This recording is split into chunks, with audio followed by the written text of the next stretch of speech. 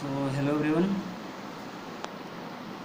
So this is the part second of the Newton's laws of motion. So we just start Newton laws of motion. So first is what is the force? What is the force? So let's see the definition. A pull or push which change or tend to change the state of rest of uniform motion or direction of motion of any object is called force. बोल रहा है कोई object है जो rest पे है या motion पे है, उस पर कोई पुल या पुश ऐसा लग रहा है जो उसके स्टेट को चेंज कर रहा है, वो फोर्स होता है. Okay, force is the interaction between the object and the source. Source means जो हमारा फोर्स प्रोवाइड करता है, जैसे सोर्स वो फोर्स प्रोवाइड करता है. सोर्स जो है मेरा यहाँ सोर्स मतलब यही है कि जो फोर्स प्रोवाइड करता है इसको इसकी डायरेक्शन चलने में, या ये डायरेक्शन चल रहा है उसको इसकी स्पीड इंक्रीज़ करने में. ओके, और फोर्स जो होता है इट इज़ वेक्टर क्वांटिटीज़. क्या होता है? Vector quantities. वेक्टर होता है, force is a vector quantities. Okay, तो क्योंकि ये डायरेक्शन होता है, जिस डायरेक्शन में फोर्स लगता है मोशन उस डायरेक्शन में होता है अगर रेस्ट पे है body.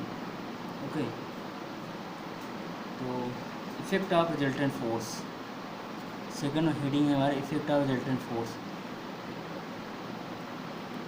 Effect of resultant force क्या क्या कर सकता है इसका इफेक्ट? मे चेंज ओनली स्पीड. ये पहला है, ये मे चेंज ओनली स्पीड. ये केवल स्पीड को ही चेंज कर सकता है. मे चेंज ओनली स्पीड मतलब हो सकता है मे चेंज ओनली स्पीड. और क्या कर सकता है? मे change only direction of motion. अगर मोशन इधर डायरेक्शन में है, इसके परपेंडिकुलर पे लग गया है तो वो डायरेक्शन ऑफ मोशन को चेंज कर सकता है. मे change direction of motion.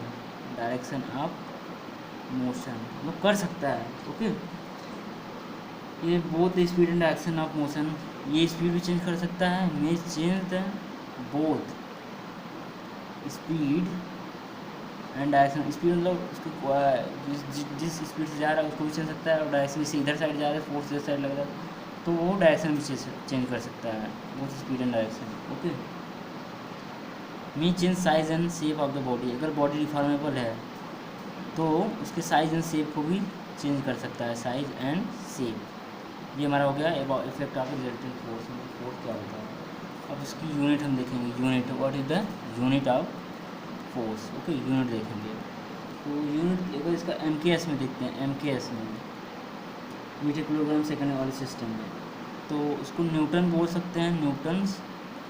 And इसी को और भी बोलते हैं KG मीटर पर सेकेंड स्क्वायर. ये यहाँ से आया है, जैसे F बराबर MA हम करते हैं, F इक्वल टू MA होता है हमारा. तो M is the mass of the body and A is the acceleration.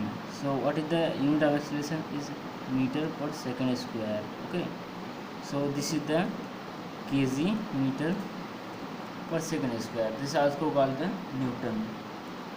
And in MKS, this unit in MKS. But if we are looking toward the CGS system, then what is the unit? CGS centimeter gram second. What is the unit? Gram centimeter per second square. Or this is also called dyne in the CGS. Dyne. Okay, in CGS this is the dyne. It's like in the MK this is kg. So kg here is gram and is in meter, and here is in centimeter. Second is common in both, so this is the second square. Okay, अब अगर हम इसका dimension अगर जाने dimension formula of force, then what is the dimension? Okay, dimension. So from here देखिए यहाँ से kilogram का हो जाएगा हमारा मास का M, इसका मीटर का L, इसका T power 2 is equal to ML T ऊपर T ML T power -2. This is the dimension. Okay, this is dimension of force. Okay, now second topic is the fundamental forces. fundamental forces क्या होता है? Okay, जैसे हमारा gravitational हो गया, ये fundamental force है हमारा। तो देखते हैं कौन कौन सा हमारा फंडामेंटल फोर्सेस है। Okay, so first is the fundamental force is gravitational force, gravitational. Okay, तो ये होता क्या है, ये फोर्स क्या होता है, इसको जानते हैं। All the force observe in nature such as muscular force, जो मसल्स की वजह से होता है, टेंशन, जो टेंशन देते हैं, पुल या पुश करते हैं, फ्रिक्शन, जो फ्रिक्शन फोर्स होता है, एंड इलास्टिक हो गया, वेट हो गया, इलेक्ट्रिक की वजह से हो गया, मैग्नेटिक हो गया, ये बहुत सारे हैं। तो लेकिन उसमें से ग्रेविटेशनल फोर्स क्या है वो देखते हैं। जैसे दो मास हैं m1 m2, इनके बीच की डिस्टेंस है r। सो हमारा जो ग्रेविटेशनल फोर्स होगा वो होगा g m1 m2 by r square. ये है कि ग्रेविटेशनल फोर्स मास के प्रोपोर्शनल होता है, डिस्टेंस की इनवर्सली प्रोपोर्शनल होता है, तो कांस्टेंट, ये कांस्टेंट आ जाता है। इसकी वैल्यू होती है 6.6 × 10⁻11 न्यूटन मीटर स्क्वायर 1 kg का स्क्वायर हो जाएगा। ओके, इसे ये कांस्टेंट होता है, इसे यूनिवर्सल ग्रेविटेशनल कांस्टेंट बोलते हैं। ओके, यूनिवर्सल ग्रेविटेशनल कांस्टेंट हो गया। अब इसकी कुछ प्रॉपर्टी है कि this is the weakest force, weak होता है, वीकेस्ट फोर्स, बहुत बहुत बहुत लोअर लेवल में इस फोर्स लगता है दो मास के बीच में, क्योंकि मास मिलता है मिलता है। And it is always attractive, मतलब हमेशा अट्रैक्ट करता है, रिपेल नहीं करता है। जैसे इलेक्ट्रोस्टैटिक में दो सेम चार्ज होते हैं तो रिपेल करता है, but there is no repulsion, only there is attraction, so this is only attractive force, always attractive force. Second point, it is long range force as it act between any two particles situated at any distance in the universe.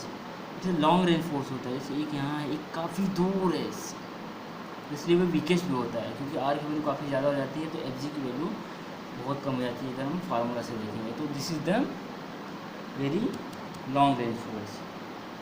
And third point, it is independent of the nature of medium between the particle. जो दो particle है इसके बीच में क्या medium है, air है, gas है, liquid है, इट इज़ इंडिपेंडेंट। देख लो इसमें कुछ ऐसा आ ही नहीं रहा है फोर्स में, तो it is independent, it is independent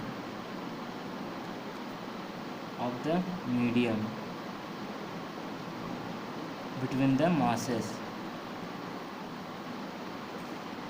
okay, तो ये इस पर डिपेंड बिल्कुल नहीं करता है।